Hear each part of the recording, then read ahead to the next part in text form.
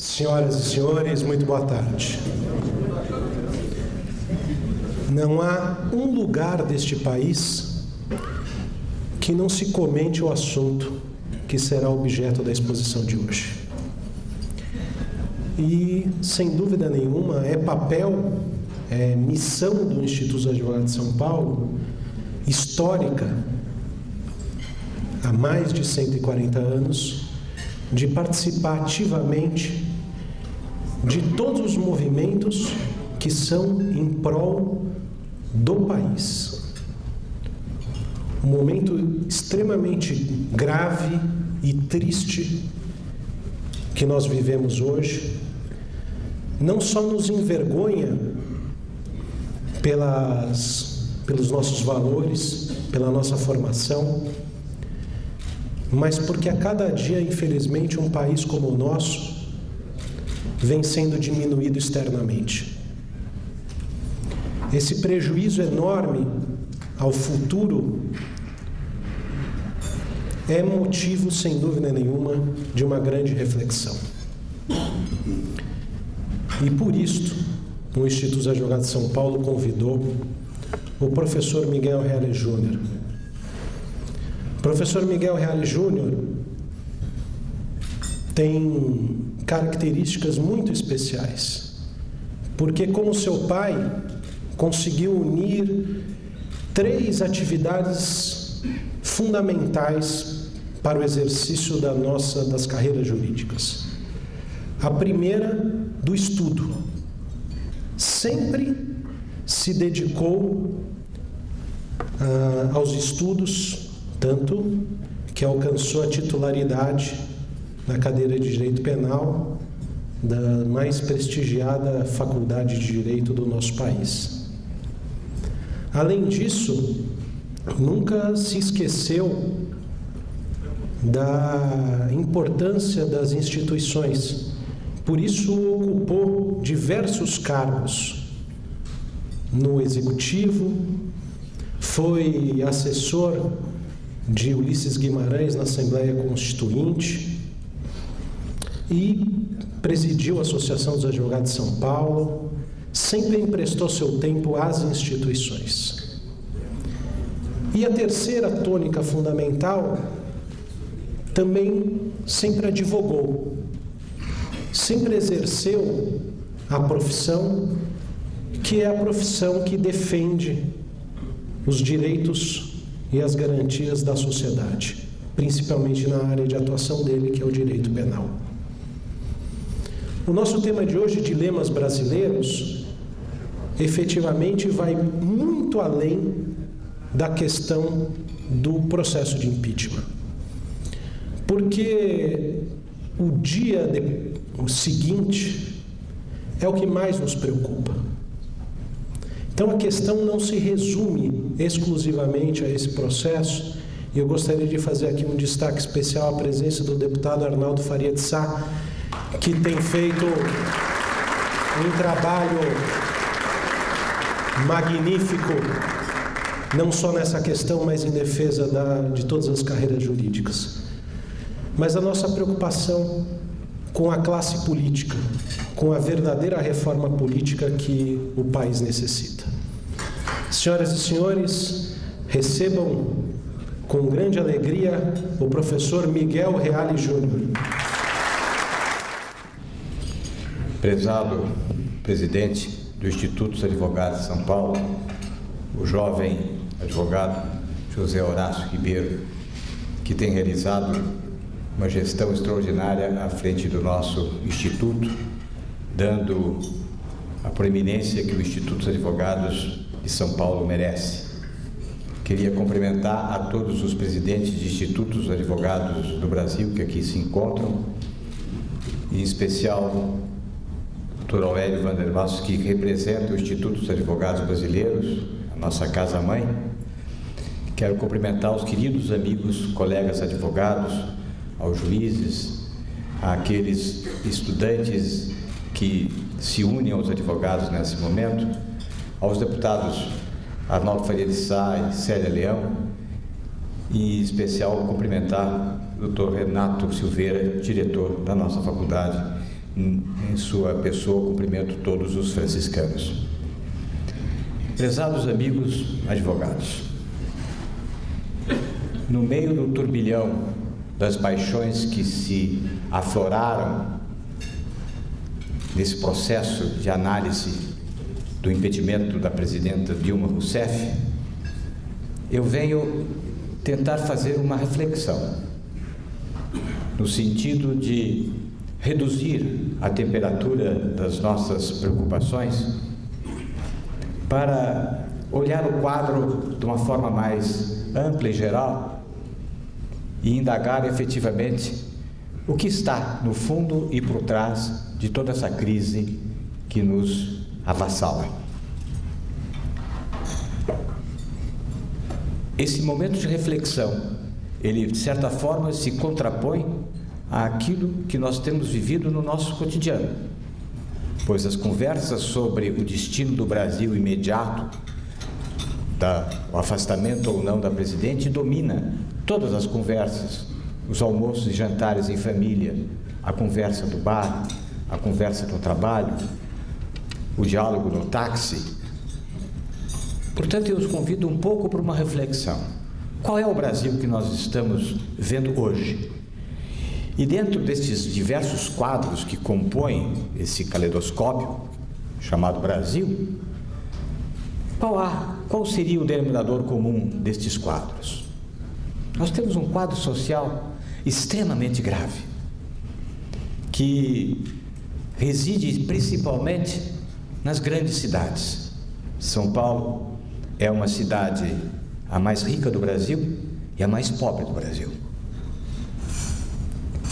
É uma cidade onde as pessoas vivem com grande sacrifício, com imenso sacrifício.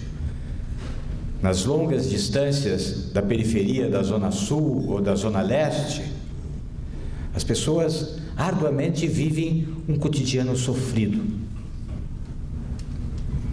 Um cotidiano que hoje se complica ainda mais diante do processo inflacionário, diante da perda do emprego.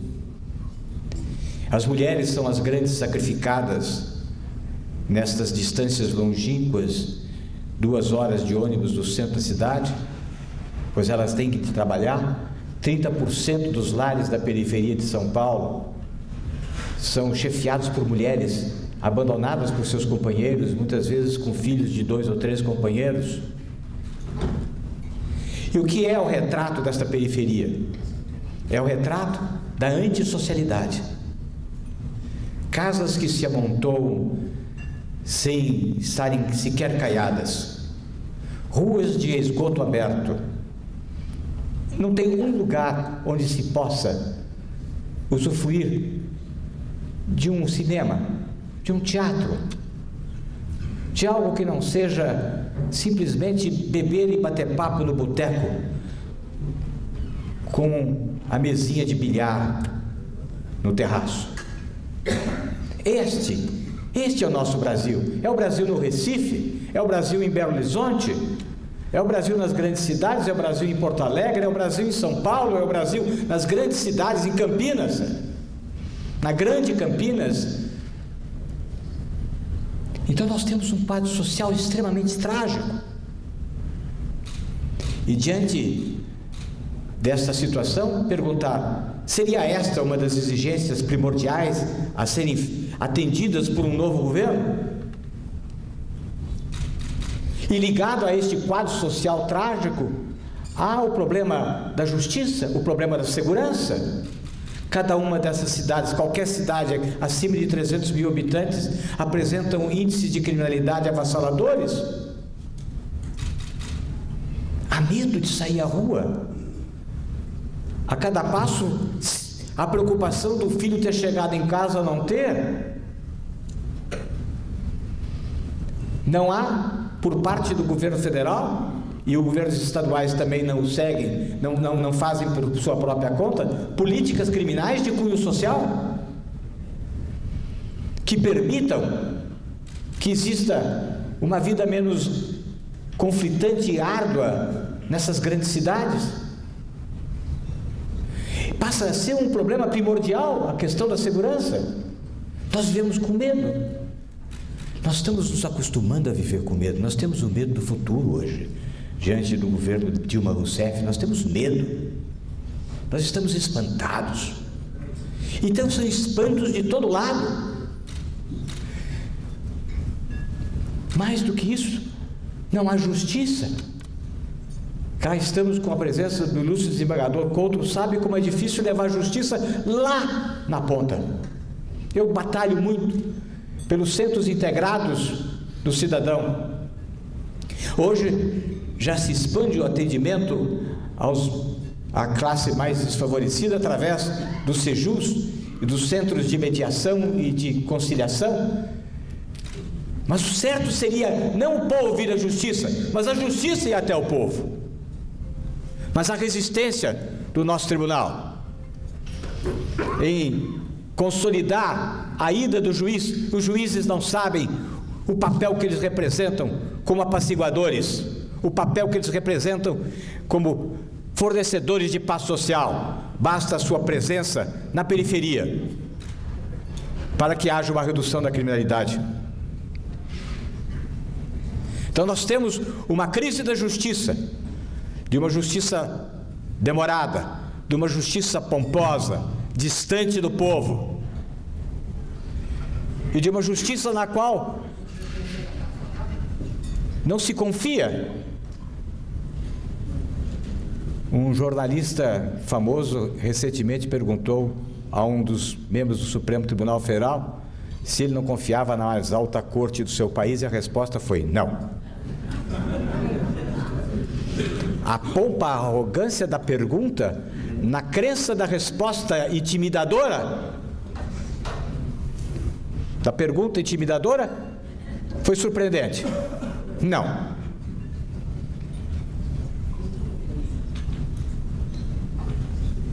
Então as instituições estão absolutamente, se está em crise o judiciário, que dizer dos demais poderes? Então é também uma questão fundamental, é mais um quadro que se compõe este caleidoscópio, que é o problema da justiça e da segurança. Evidentemente existe a crise econômica, com uma política econômica desastrosa, que levou a esse processo de recessão e de inflação, do qual as pedaladas são um elemento fundamental e essencial, porque sem as pedaladas não teria sido possível fazer essa política de ocultamento do desastre fiscal que o Brasil vivia. A pedalada foi exatamente a artimanha, o meio artificioso pelo qual se escondeu que o Brasil estava falindo. E quando veio à tona que o Brasil estava falido, já era tarde demais, e começou o Estado a ter que buscar dinheiro no mercado. Os juros se elevaram porque não havia mais confiança do mercado num país que de repente se revelou falido, ou Estado pré-falimentar. E os preços públicos retidos forçosamente tiveram que ser reajustados. O dinheiro sumiu. As empresas e as grandes empresas não têm mais capacidade de investimento. Se eliminou completamente qualquer investimento em infraestrutura durante vários anos. O Brasil não tem competitividade internacional, o Brasil é um país fechado para a economia internacional. Estamos diante de uma crise avassaladora. Os economistas me dizem que se o governo Dilma continuar até junho e julho, o Brasil vai à falência, porque as empresas estão altamente endividadas, sem capacidade de contração de empréstimos ou de renovação dos empréstimos existentes no exterior. Então é um outro quadro fundamental, absolutamente fundamental. E é o quadro político, em que as instituições estão em frangalhos. No momento de sinceridade extrema, um ministro supremo olha para a fotografia da reunião do PMDB e diz: mas é isso que nos espera? Então nós temos um Supremo Tribunal Federal no qual não se confia. Nós temos um Senado e uma Câmara dos Deputados cujos presidentes passam a maior parte do tempo preocupados de como poder postergar o processo que se encontra instalado contra eles no Supremo Tribunal Federal ou na Comissão de Ética.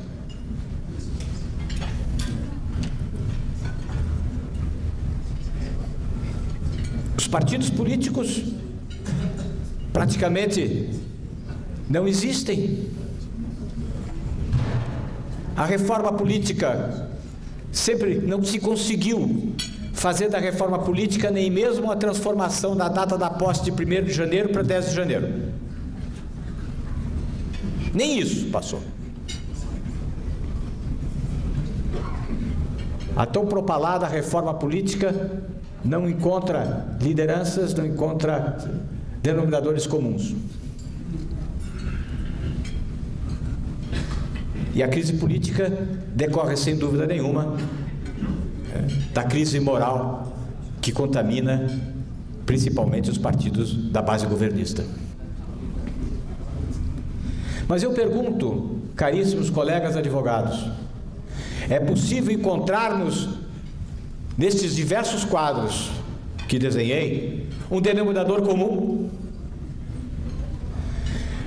Dentro dessas hipóteses aqui colocadas, de atender ao problema social, atender ao problema da justiça e da segurança, atender o problema econômico, atender o problema da crise política, qual delas deve ser a prioritária? Existiria um denominador comum a partir do qual nós podemos verificar que todas essas crises ou esses quadros trágicos estão dependentes? Eu creio que sim. É a crise moral, é a crise da autoridade. A crise da autoridade. Nós não temos autoridade. Autoridade significa ter poder e capacidade de dominação legitimamente reconhecida. E qual é a autoridade legitimamente reconhecida como aquela cujas palavras devem ser seguidas e a qual se pode voltar para exigir algo? Lia Luft, num recente livro sobre pensamentos brasileiros, diz: eu só respeito aquele do qual eu tenho certeza que posso exigir algo. Eu pergunto, nós poderemos exigir algo de Renan Calheiros? Nós podemos exigir algo de Eduardo Cunha? Nós podemos exigir algo de Luiz Inácio Lula da Silva?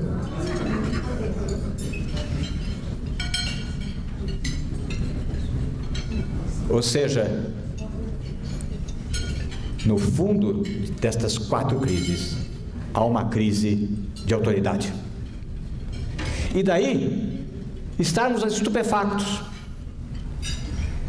Quero ressaltar quantos aqui, amigos, isso ocorre em vários lugares, na rua, numa farmácia, que as pessoas vêm me agradecer por aquilo que eu estaria fazendo na propositura do impeachment. Me agradecendo em seu nome, em nome dos seus filhos e em nome dos seus netos.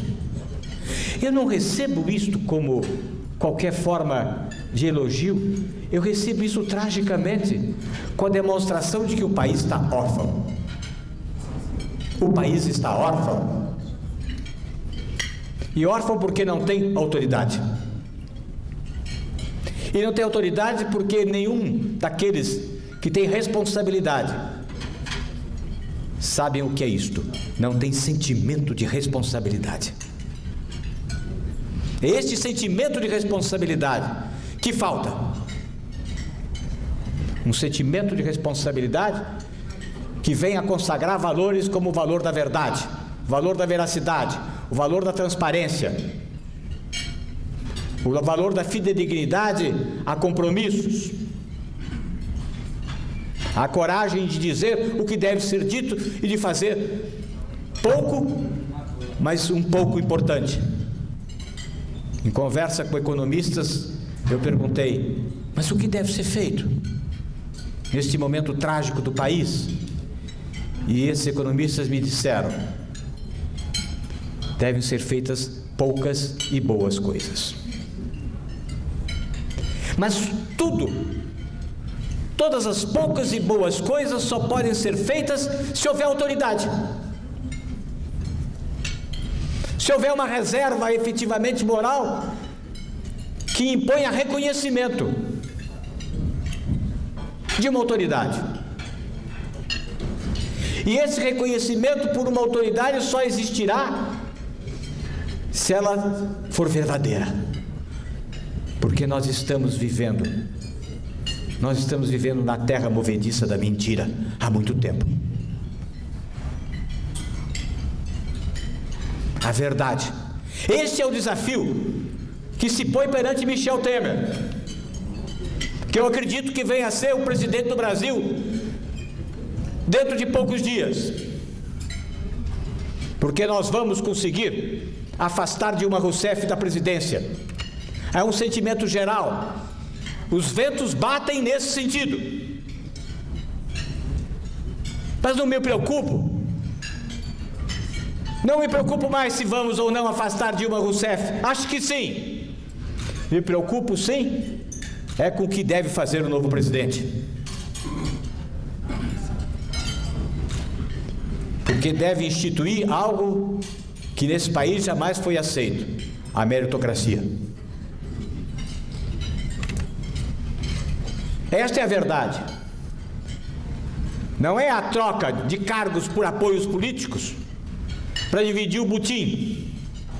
Hoje nós vivemos no Brasil um filme de faroeste, e que se entrega metade da nota de dólar para entregar a outra metade depois do resultado do impeachment dia 17 de abril. Como disse no Largo de São Francisco, os deputados sabem que eles têm que decidir entre o bolso e a honra. Mas eu me preocupo quando o presidente Michel Temer assumir que ele venha estabelecer a meritocracia, venha estabelecer a verdade, venha estabelecer que haverá dias duros e difíceis. Não pensem que será um paraíso, pelo contrário, não haverá mais possibilidade de enganos e de mentiras. Se houver esta postura do novo presidente, nós conseguiremos paulatinamente ir superando as diversas crises, atendendo os diversos quadros, paulatinamente, para reconstruir o país. Nós estamos cansados de vivermos a frangalhos, num lodaçal. E o ressurgimento paulatino é que vai efetivamente permitir uma construção douradora. Não com mentiras, não com promessas, não com expectativas milagrosas. Não haverá milagre, haverá sacrifício, mas um sacrifício verdadeiro. Digo, é necessário, e nós, advogados, nós simbolizamos a autoridade, porque sempre estivemos à frente das causas mais justas na vida política brasileira. E este instituto tem se realçado nesse trabalho sob a liderança de José Horácio Ribeiro.